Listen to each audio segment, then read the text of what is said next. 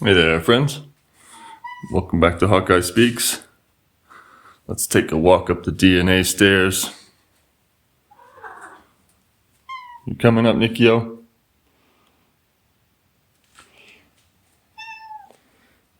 Hi, puppy. You excited to make a little talk, puppy? Mama kitty. Snow day outside. Lunar eclipse. There's the boy cats. Coming up, Nikio? All right. Happy lunar eclipse, everyone. Happy solar eclipse. Happy springtime. Hope you're all doing well. Just want to take a moment to check in with you and share some thoughts about the 5 phases of memory and the mechanisms of intuition. So I've began laying out these parameters based on my own personal research. And I want to start by saying that I don't think you can find this kind of stuff within academia, because academia is based on this scientific method of falsifiability, and it's a practice of reductionism and fragmentalization. Whereas when we're studying life as a whole, we could just start with the fundamental principle that the whole is greater than the sum of its parts, that we cannot understand the whole from analyzing the parts alone.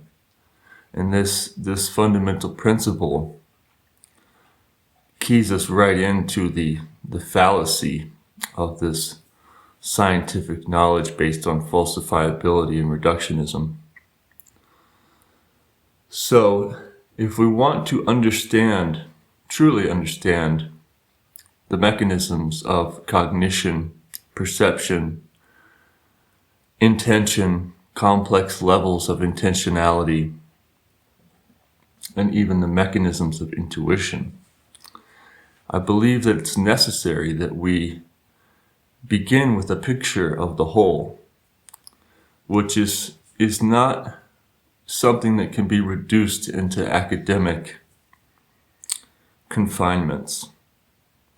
If you go looking for the proof of these various aspects that I'm going to discuss within scientific papers so that you can cite the paper that proves this and that, I don't think you'll find it. It's just not the way that it works. And this is why the real truths are hidden from those that cannot see. And don't worry, I don't have the messianic syndrome. I'm not proclaiming to have any Christly knowledge over anyone else. I just want to share what I've learned. And I'm using this platform to do so because I don't per se have time to write books on all this stuff. I'm working on a book already, but I have to live life and provide for myself. And I certainly won't be entering into academia myself, But I have read, hundreds and hundreds of books, all essentially nonfiction. I don't read really fiction books. And I listen to thousands and thousands of lectures and discussions. And I also talk to people, to real human beings out in the world about these matters. So I do have a little bit of foundation that hopefully allows this information that I'm going to share to be not only valuable, but also well-founded. I have been very interested to see people within the sciences talking about cognition and consciousness, in particular consciousness. It's almost a joke, I think, no offense to anyone, but my sayings about it, consciousness, the closer you look for it, the further away you get. Consciousness, the ultimate armchair position. That's referring to like being an armchair philosopher. It's really, I don't even think it's useful, but when we're dealing with this cognition, kind of an association with consciousness, they're spoken about in the same way in some instances. I like to call it the Crickian school, like Francis Crick. There are many people that wanted to prove that they could find the origins of consciousness and cognition within the brain. And yeah, that whole thing, it's the epitome of reductionism. So, and the funny thing is, this is how, once again, this is how academia works. And if you were to go and look for the papers to cite that prove this or that, you can find, and this is how, confirmation bias and even cognitive dissonance works, is that you can find data to prove your goal set. And you can continue down these rabbit holes. There are rabbit holes within academia, that reinforce your viewpoint, and even in many cases allow you to gain a PhD and a professorship, and and write more academic works that get accepted into these, publications. But it doesn't mean that you understand the world anymore. And that's part of my interest is seeing is that there are many really high-level intellectual thinkers and brilliant scientists that often, that it seems in my perception, just completely fail to relate their work back to what's going on in the living world around us. And that there even is a living world around us, and that every action that we make, every decision that we make, and action that we carry out has a profound effect on our future and the future for further generations. And it's sad to see, really, that there are such brilliant people that get sidelined into going down their academic rabbit holes, whereas there are real issues in the world that I beg everyone to participate in. And doing our own personal journey of healing and growth is really just the first step in becoming available to be a worker in the world, the living world. So in this discussion, I'm going to discuss particularly these three phases of memory. The fourth phase of memory is what I call stonework, which would be literal stonework, or also literature, symbols. And also, it's non-living matter, essentially, what's fixed. So that is a type of memory, really, things that are built. And even DNA and RNA fragments, they don't really do anything on their own. They have to be embodied within life to carry out any kind of function. And this is the work of the fluid genome. It's something that people are tuned into now because, of course, the efforts to decode the human genome and prove the root of all, not just illness, but physiological activity and development, which was the pinnacle of the dream of neo-Darwinism, it didn't work out. It didn't go anywhere. I think many people are, and if not everyone, is familiar with the story of how in the early 2000s this all went down, where scientists and investors put billions of dollars into the potentials that were supposedly behind this, and scientists decoded the human genome and found that we have, roughly the same amount of genes as an earthworm, and it didn't find anything that they were looking for as far as being able to find a specific gene for this illness and that illness, and a gene for intelligence, and a gene for retardation, and all of this. That was a eugenics dream, really, as well as and eugenics is an aspect of neo-Darwinism, just as in fact is the germ theory of disease. These are aspects of neo-Darwinism, but it didn't go anywhere. So that's why I say that these fragments of DNA and RNA are non-living, and they fit into this fourth phase of memory. I believe there's a fifth phase of memory, which I haven't clearly defined yet, but I think in a way it is a basis of science, of modern science, of physics and chemistry, very literally, that there is a memory in chemical reactions and mathematical equations, and separating that out even from written memory, like how we use our symbols and language, and then we can codify that into into writings, quite literally. And that's a type of memory. And I think maybe there's even this mathematical and chemical memory, because it's not, of course you can write down equations, but they have a living nature to them that people do pass on to one another and then get stored in the collective memories so that they become an entity in themselves in a way. These dogmas that people believe in, well, you don't have to call them dogmas. They're protocols and procedures of how constituents of nature in their non-living form do replicate. Okay, and again, that is kind of the basis for our science, is this fifth phase of memory.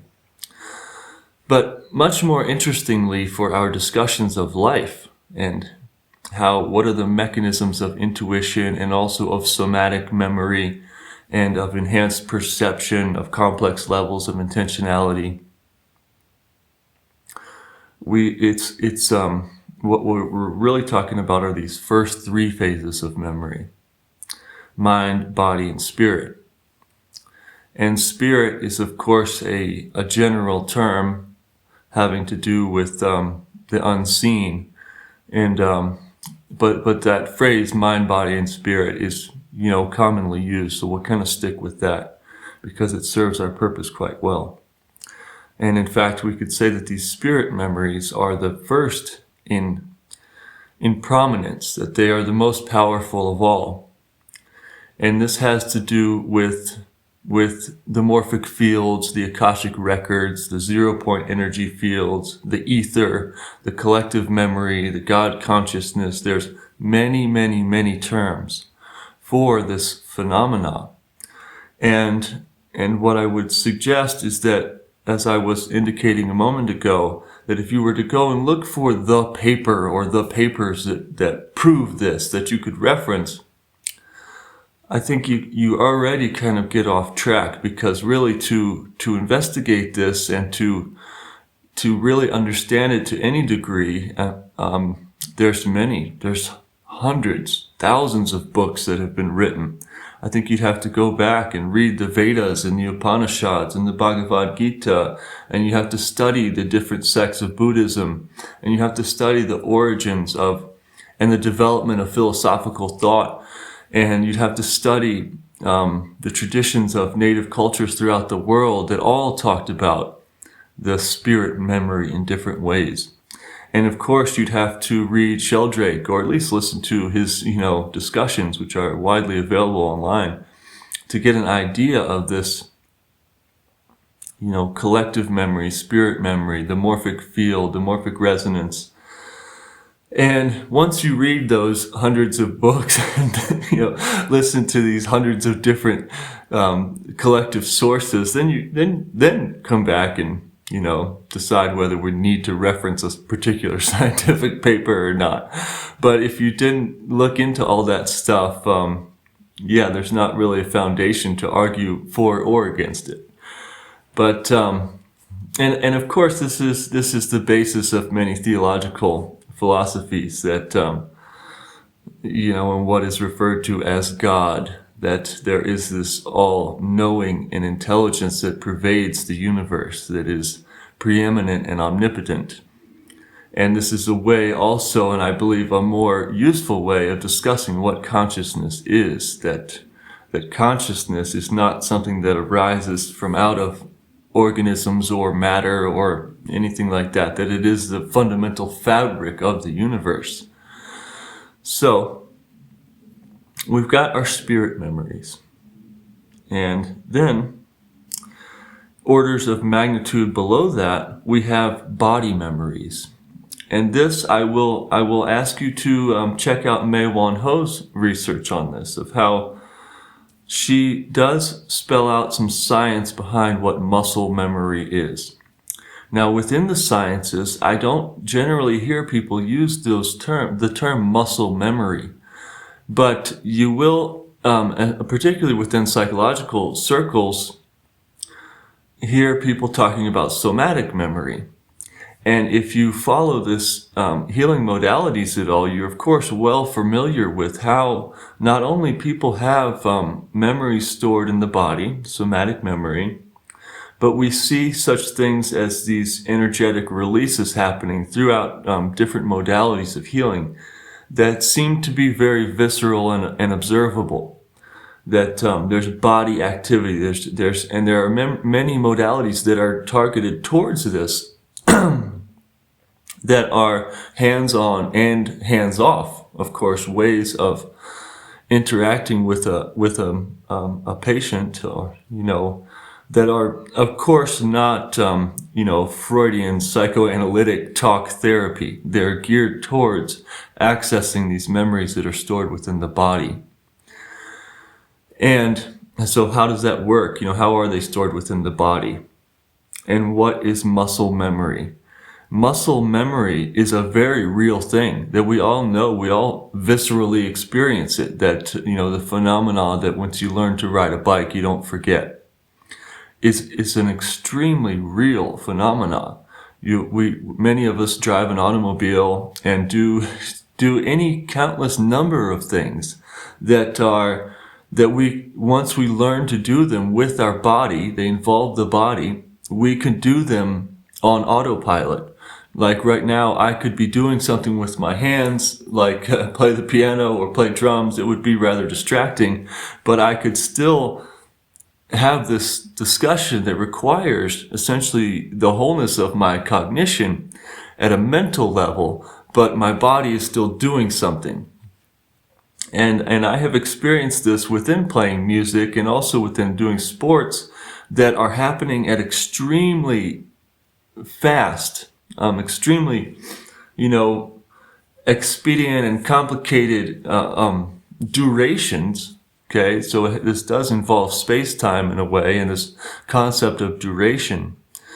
But what I'm saying is that when playing music and improvising, I predominantly improvise. I don't read music, but I play. I've played in many different circumstances.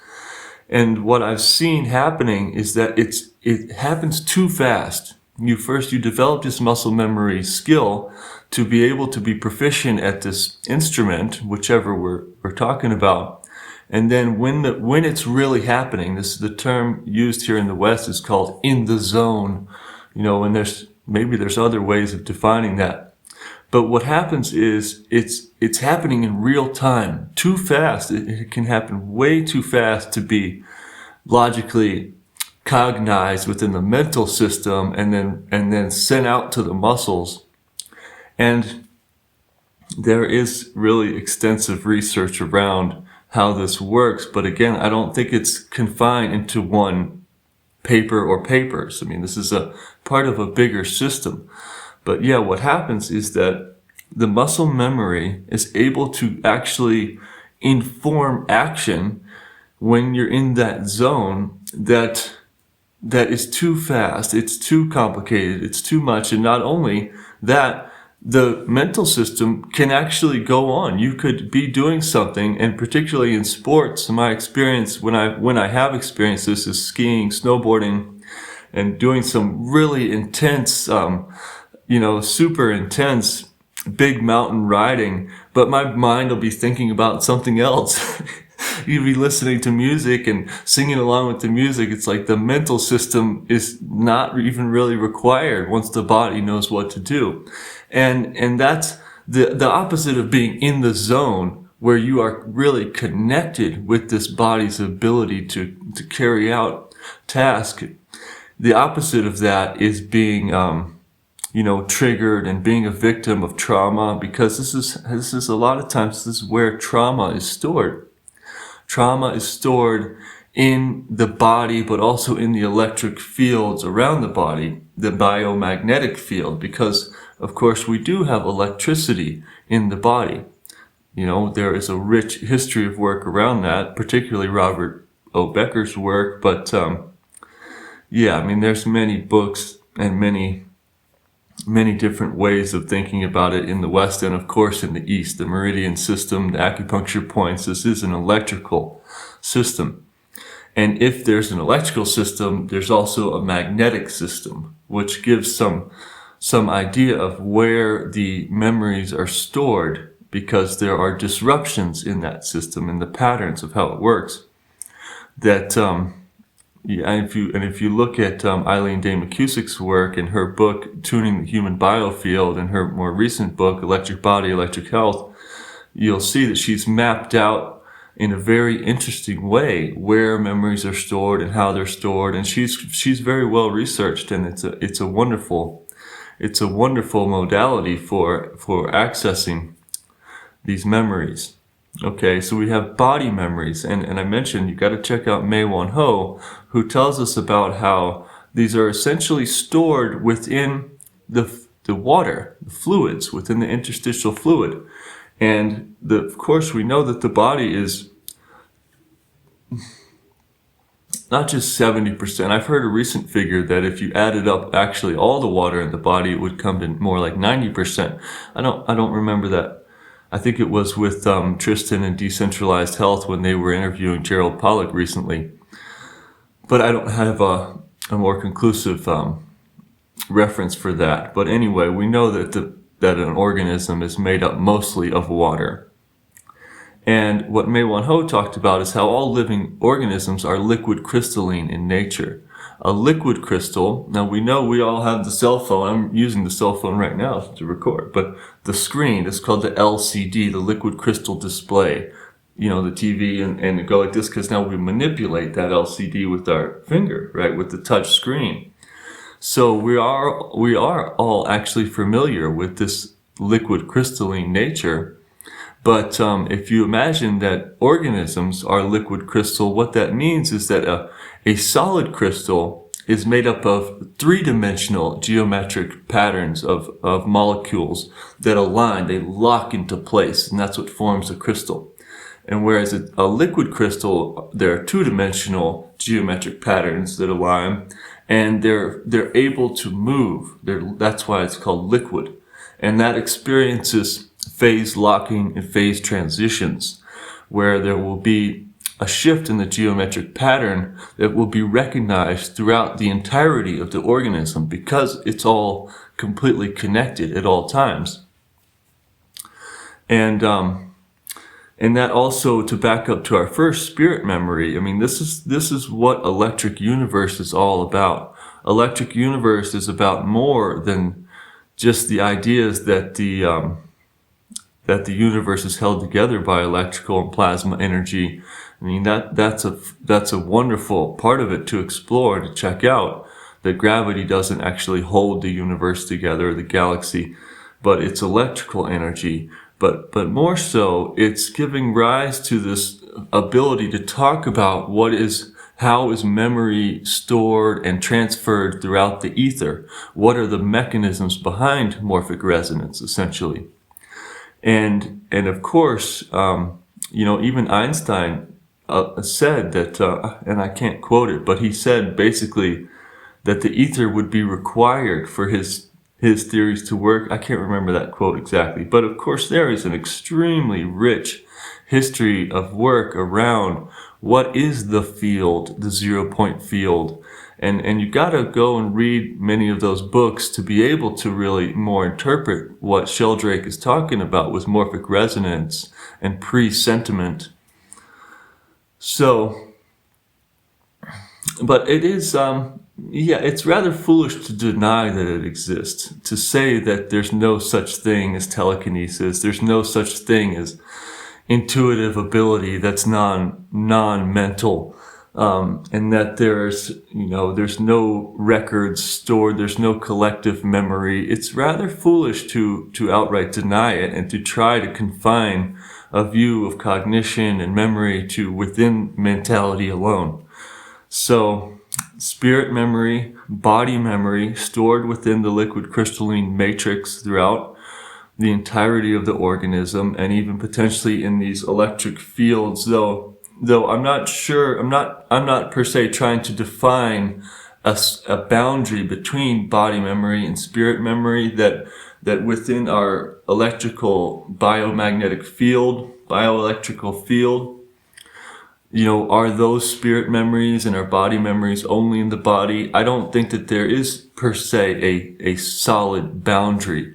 And the general idea is that the more literally open-minded we are, the more we're accessing these as an integral system. And in fact, this would be a kind of a way of saying how the veil is removed.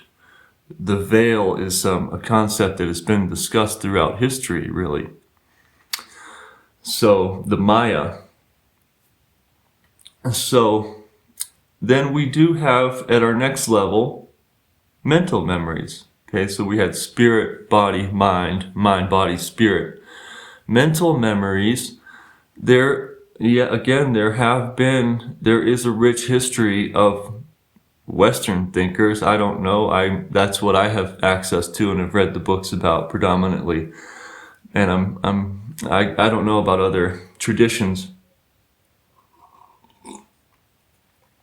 But this history of trying to find and narrow down the seat of cognition into the brain.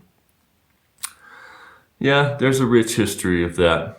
And there are synaptic activities, there are electrical patterns, but I would suggest it's not just within the brain, it's within the electrical system of the body. And again, this is,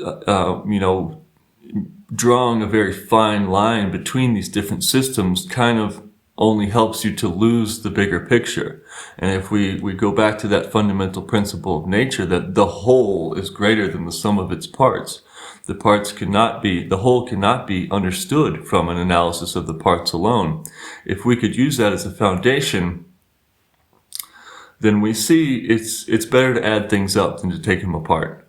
So the thing about cognitive memories or mental memories that's so interesting in comparison to body memories is that you can lose them. You can learn a new language, and then if you don't speak it for a while, you lose it. You can read books, and some of it you absorb and some of it you lose. There's many, many instances in which we can see that these mental memories come and go, and that we're all anecdotally familiar with the idea of people that have selective memories, and you can experience it all the time where people will hear this or they choose to hear certain aspects or from a conversation or from a larger context, and then they get very fixated on that alone, and it's very selective.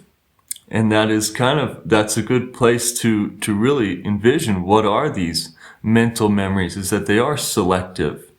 So the more we were to emphasize that aspect and to endeavor to utilize that aspect alone, the further away we get from intuitive ability. And also, if we get further away from intuitive ability and capabilities, that is, in a way, that's taking us out of the zone, where the whole system is working in an integrated fashion. And that in that position, we would be more susceptible to being triggered, to reactionary behavior, to limited awareness, and to also being a victim of the emotional roller coaster and becoming a victim to our own carnal desires, because that compartmentalization doesn't serve the whole. So mental memories stored within the electrical synapses, okay? The nervous system and the electrical activity of the organs. And of course, the brain plays a part in this, a major part in this. If we remove a brain completely from an organism, is it able to carry out this mental cognitive functions in the same way? Well, most likely not. But an interesting way in the inverse to look at that is that how do microbes maintain their memory when they have no brain or nervous system? Well, I would suggest, and I do suggest, that they're using the body memory in association with the collective memory. And there's no separation there. It's an integrated system. And human beings, at the one end of the scale have this very developed nervous system, and then also this brain system that does have different compartments. The neocortical, there's different areas where supposedly language functions and originates from: the left brain, the right brain, the old brain, the vagus nerve system. This stuff is very real indeed, and there is, once again, there's a very rich body of research that you can actually, if you wanted to cite particular papers that prove this and that, it is much more possible within that realm of mental memories. But again, like I'm saying, finding a paper or even a book that just brings all this together into one cohesive picture, not so easy. But that's why I'm sharing this with you, friends, and I hope it's helpful for you in your own endeavors of research and personal development. Of course, I'm not selling anything. I'm just doing this because I care about it. And anyway, how does intuition work? Well, one of the things about the studies of cognition is that I see people in the sciences are rather perplexed over is, where's the line? Do plants cognize? Do plants have consciousness and cognitive activity? And again, this is another thing where if you're going to look for the paper, it's really, you're already reducing your own ability to understand the whole picture.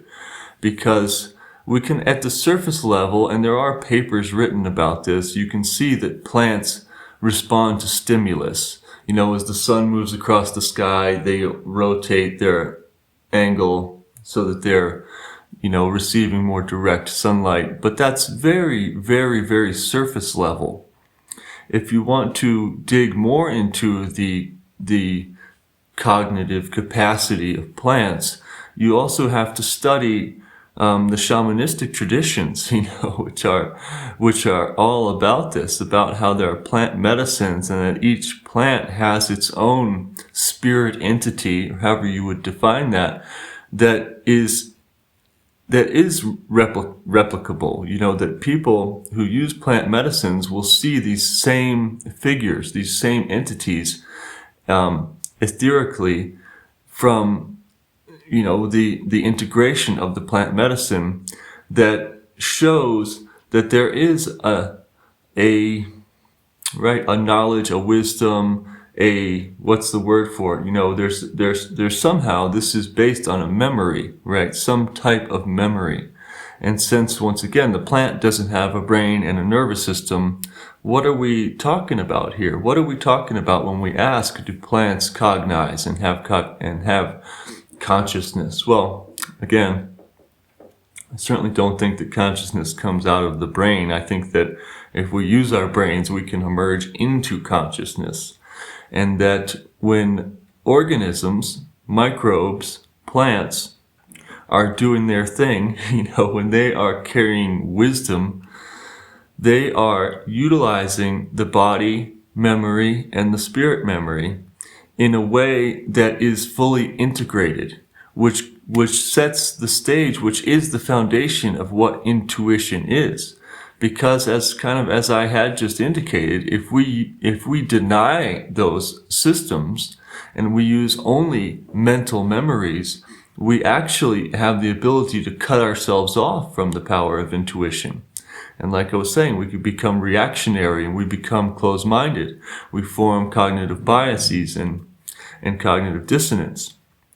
So that's not to negate the value of compartmentalized knowledge. There is value in specialization and in stonework memory, the written. I wouldn't have been able to absorb this information myself unless I had utilized stonework memory, symbol in literature extensively, and unless I had gone through this process in life of observing what's happened and happening on the land And the records for our history of what's going on in the land are written in what you see in the land around you. And you have to be able to gain some basic knowledge to begin to read that. And that essentially is what's called ecology. This is more what I'm writing about and interested in. That once you learn these parameters of succession and biological succession to natural system succession, you can begin to see the story that's written all around us. Wherever in the world you are, there is a story of the land and the animals that is there to be read and there to be seen and asks to be seen, in fact. But once again, if we then only look further and further into academia, this narrowed down line of research of mentality memories, we really limit ourselves from the intuitive ability to see the whole picture. But plants, microbes, and animals to a large extent, animals, as we know, in general, don't use written language. When I say in general, it's generally thought to be ubiquitous that human beings are the only ones that are using written language. And I guess that is so, but there are creatures that do build structures, and in a way that is a written memory, a written form of memory too, that they can access, that they're integrating into the larger system, and that they can be, reciprocated through the system. So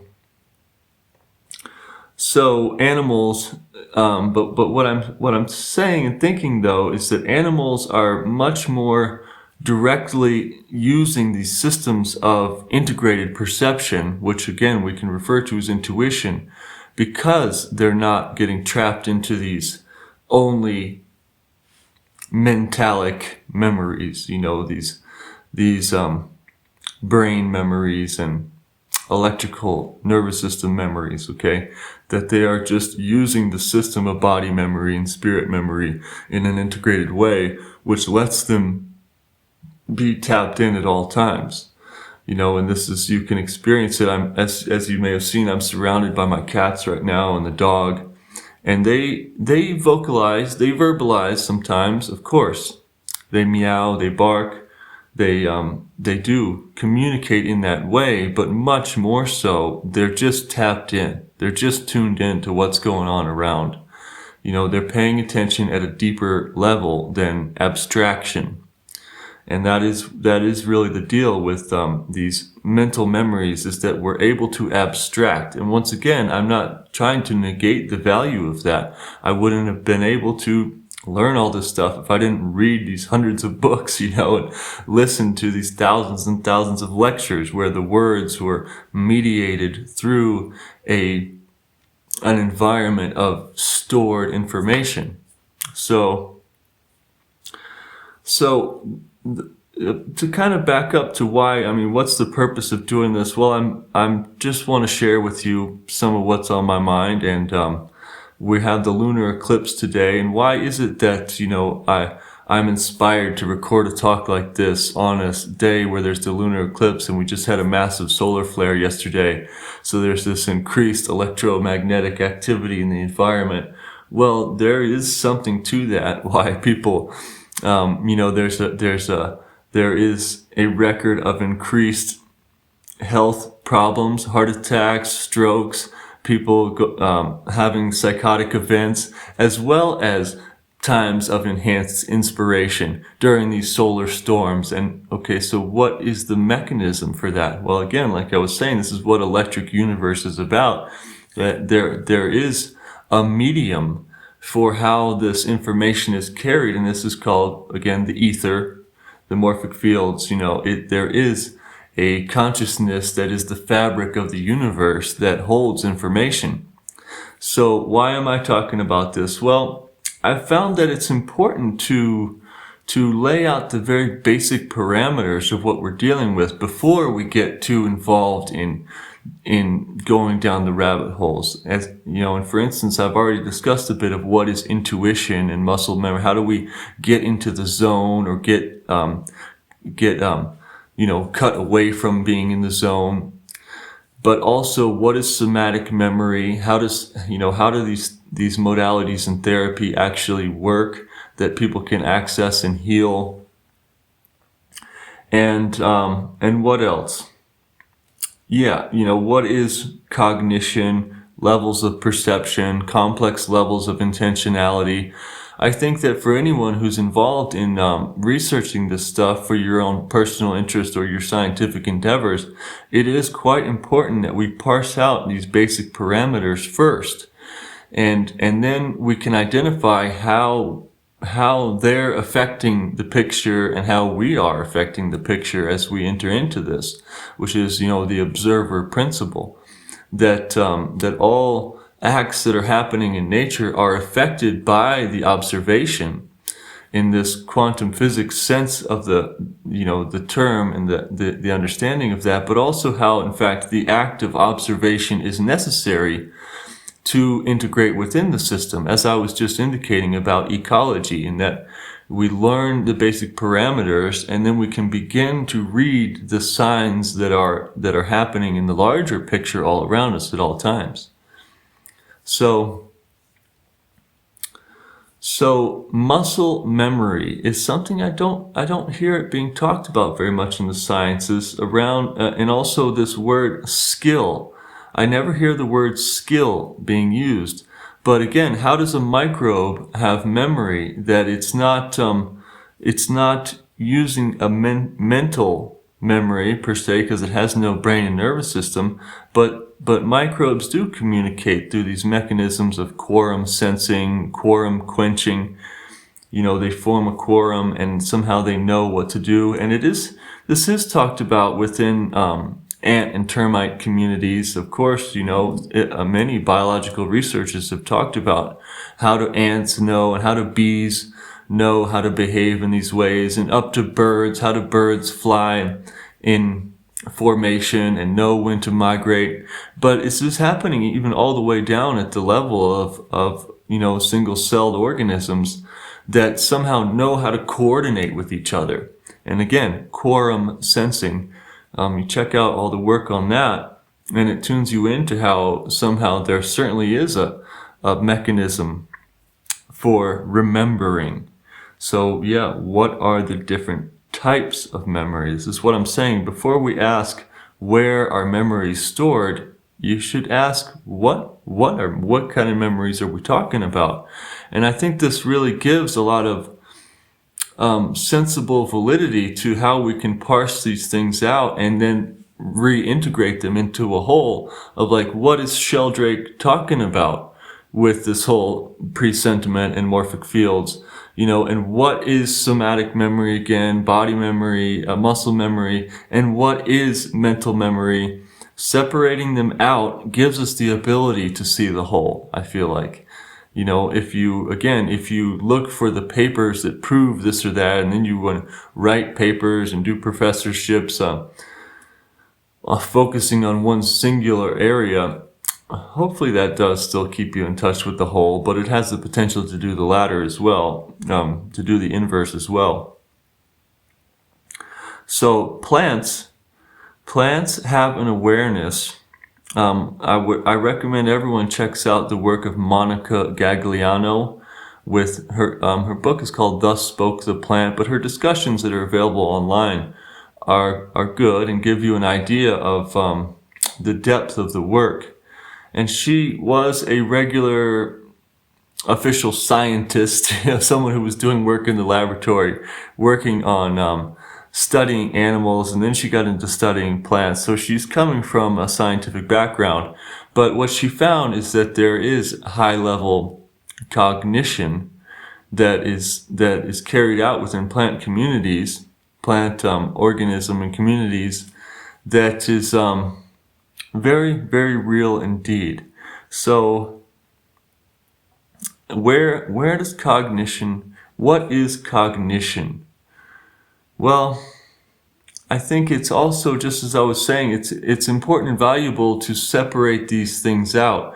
And if we do so with the intention of compartmentalization and reductionism, once again, I'm saying it's far less useful than with an intention of integration into the whole. And that's why I suggest, and I think it's very important that as we approach these individual issues, that we always keep in mind what is the problem that we're trying to solve, which is the difference between writing an academic paper and applying for a patent, for instance. If you apply for a patent, what you do is you have to state the problem that you're trying to solve and how your invention solves this problem. Whereas when you write an academic paper, you can reference previously published works and you build on this trajectory that just like kind of tries to prove something. But once again, that can just take you away from the whole just as much as it could inform you about it. Whereas with a patent application, you're required to define the problem that you are proclaiming to solve, and then you say how your invention solves this problem, which is a good system. It's a good system because it keeps us attached to the realities. I like to say that there are many different realities that we exist in, but I like to keep it tied to biological reality. Like, once again, what's going on with the living world around me, and how does what I'm talking about affect my ability to interact and to carry out actions that are beneficial to the living systems around me. So body, mind, and spirit memory, stonework memory, chemical memory, mathematical memory. If we don't parse it out and we try to confine to this or that, we don't see the whole. So what is the whole? Well, the power of intuition is the strongest form of knowing. The power of reductionism, abstraction, symbolizing is a great way of recording our thoughts and even our feelings sometimes. But it's not a system that holds anything against anything. It doesn't hold weight against the power of intuitive knowledge. When you intuitively know something in your heart of hearts, you can feel it to be true. It doesn't matter how many books or how many papers or how many people say something different. If you truly know something and can feel it in your entire body to be the case, it doesn't matter what people have to say in opposition to that, because it's not just going to change your mind.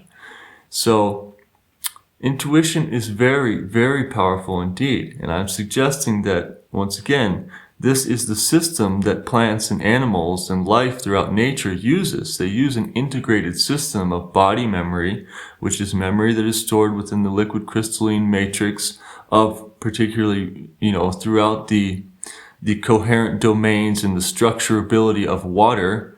That is primarily and in addition to that, we're talking about carbon-based life. And there is something interesting about that, whereas there's this whole history of this idea in the biblical realm of 666.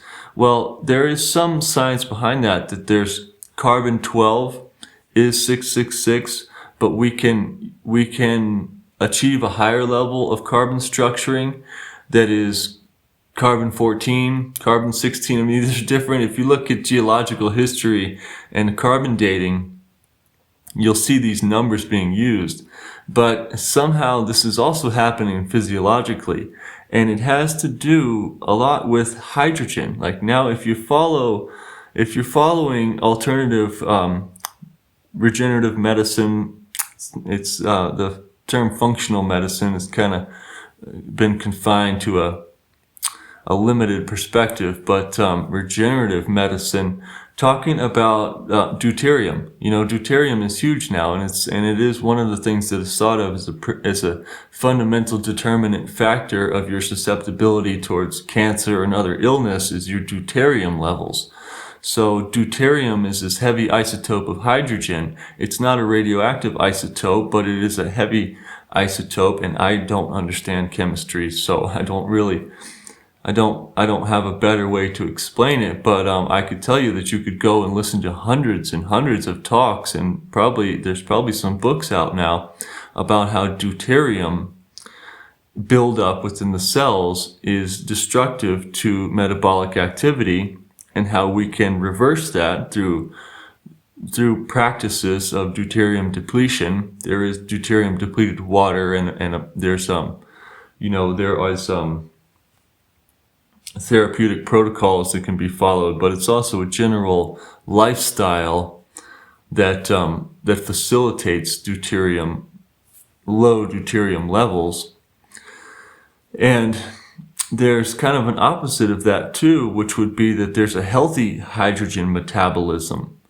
And there's maybe some books, there are at least some cool things you could look at online about hydrogen metabolism. And this may in fact be a bit of the science behind such phenomena as breatharians, or monks that live in the mountains and never eat. This idea that you could get energy directly from the environment. And how does that happen? I came up with this way of looking at it a few years ago, which is that there's kind of a continuum, and at the base level there is the Warburg effect, where cells are no longer aerobically, what are the terms? There's glycolysis and I'm sorry, I'm forgetting the exact terms, but I think you might know what I'm talking about. That at the reduced level of the system, the cell can switch to this anaerobic activity and is then fermenting for food source, okay? And this is thought to be one of the mechanisms of how cancer happens. That's what the Warburg effect is discussing. And then we have normal metabolism, and respiration, and the Krebs cycle, okay, when it's functioning effectively. Check out Nick Lane's books, Transformer, I just read. I would like to read some more of his books. And of course, there's many works on that, but there's not so many works talking about the potential for another higher level, where we have this enhanced hydrogen metabolism, and we're able to get to interface at a physiological level more directly with the environment and get energy from the sun, from light, as well as from potentially right out of the ether. There is a lot of work within esotericism and Eastern thought about what prana is and such. But okay, where was I going with that? The hydrogen metabolism. Let's get back to intuition. What is intuition? What is somatic memory? Okay. One of the reasons why I take interest in this at all is that in my endeavors to improve or to help out with improving knowledge around soil health and ecology, and how we can integrate and be better stewards of living systems, one of the things that I found, and particularly after reading Bessel van der Kolk's book, The Body Keeps the Score. Love that title. It's such a good title. But that book about trauma really helped me realize that one of the biggest blockages between us as a societies and getting back to nature is trauma. Is that there's a very idealized way that we could look at this, any number of things that we're interested in, and saying, well, the knowledge is right there in front of us. Like, I just have to share the knowledge. We just have to teach and inform and educate, and each one teach one, and get this into the educational system. But we have to be more realistic about what are the blockages before us. And this goes for an agronomist as well as a psychotherapist. It's really, these systems are all connected. So what I ended up finding is that trauma blocks our ability to have integrated perception, and to have and there are terminologies for this. I don't remember off the top of my head. It talks about in the book that your sense awareness, like your ability to react to stimulus in different ways, is blocked by trauma. And that, again, this gives a lot of importance. It gives a lot of credence to the value of looking at these different types of memories. That, yes, as I just said, it would be great if we could just share the knowledge about soil health, Gaia theory, holistic management, soil carbon sponge, and get people to realize the picture of biological succession and how we influence it, and in fact how our decisions are absolutely paramount of importance to influencing the trajectory of ecosystem health around us. Like, wouldn't it just be great if we could just convince people? But there are actual real physiological and energetic boundaries in between our ability to share this information, and then also at the personal level between a person's ability to integrate into these systems, because they're blocked by traumatic responses that are not just stored in the mental memory. They're stored in the body memory. This is what somatic therapies are about, and this whole idea of body consciousness is that no matter how much you just try to think about something differently, there's real processes to either getting stuck or getting unstuck. And trauma blocking our ability. One of the interesting things that he talks about in the book is the importance of movement therapies, but also developing skill. And as I had mentioned, I don't hear that word skill used in the sciences very much. But if we look at, some of what I was talking about, like, playing the piano, driving a car, skiing, snowboarding, riding a bike, any number of things where we're using the body and integrating with the environment around us, what that's actually doing is it's enhancing our spatial awareness. Like when you're driving the car, you actually become one with the car, and especially the more proficient you are, and it becomes kind of a subconscious activity, if you allow me to use that term that limits consciousness. All of these things, all of these physical skills that we learn.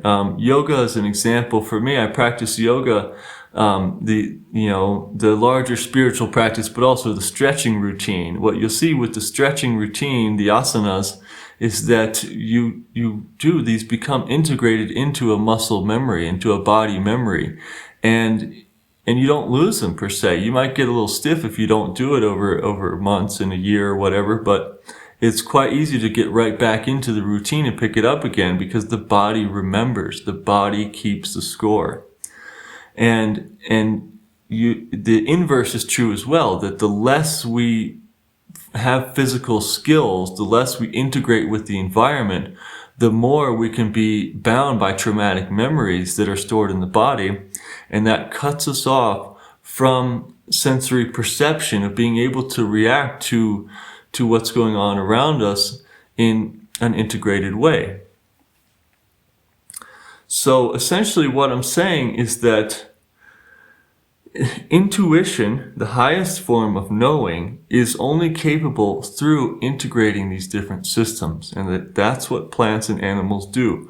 They're integrated within body and spirit memory, and they do have cognitive memory, mental memories that are being accessed through brain and electrical activity in the body, but it's just an integrated system.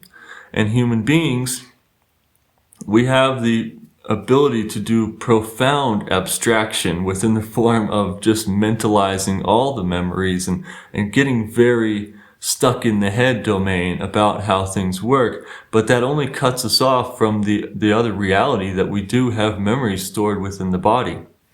So I think that's a good introduction to this stuff. If you like what I'm saying and you want to hear more, leave a comment, leave a like, and I will, we could kind of separate it out and discuss one area, or just, I could talk about it more or not. But I hope what I'm saying is useful to someone out there, that there are different types of memory. And we're almost at an hour here. It's definitely a good place to stop. Alrighty. So, just a few thoughts about cognition, levels of perception. I mean, that's something to get more into, is the complex levels of intentionality. Mutual aid is a fundamental principle of nature. Lots of fun stuff to get into. Hope you're all doing well today. Happy lunar eclipse and coming solar eclipse. Bye-bye for now.